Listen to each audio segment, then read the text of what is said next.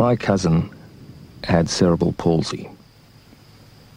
When I went around to play, he'd be waiting there by the letterbox in one of his superhero outfits his mum had made. He'd give me a big hug and leave a little dribble on my shoulder. And for some reason, he always smelt of licorice. The first thing he'd do was dress me up as a superhero as well. My auntie would take a photo of us and then make him take his pills. He took 3 little blue ones and 2 big grey ones, which he'd gulp down without any water.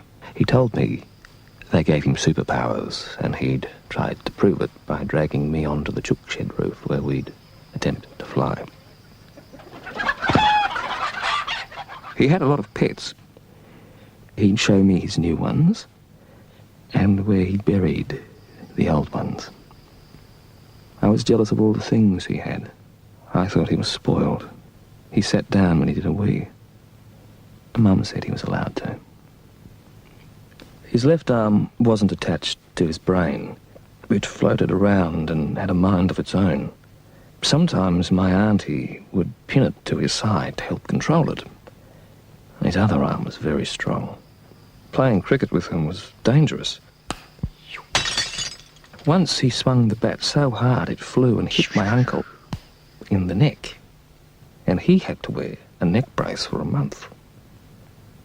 Sometimes we'd play in the street. He had an old shopping trolley we'd roll in down hills. And one time a gang of kids tried to get it from us. One of them called my cousin a spazzo and mimicked him. My cousin broke his finger, and he ran off screaming. My cousin thought it was funny. But he didn't always laugh. He'd often get angry, frustrated and violent, screaming and flinging himself about.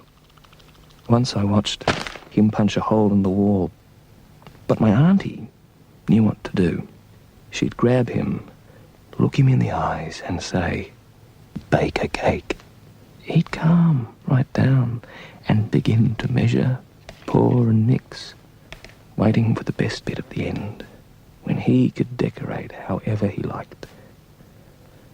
He had to be occupied. He liked collecting things and counting them.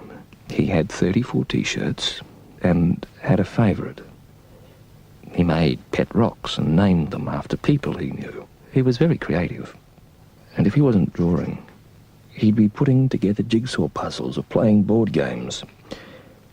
Once he ate the letter E. E is for eat, he said. But the thing he liked doing more than anything else was swimming. He liked to sink to the bottom, and everyone was unsure whether he was drowning.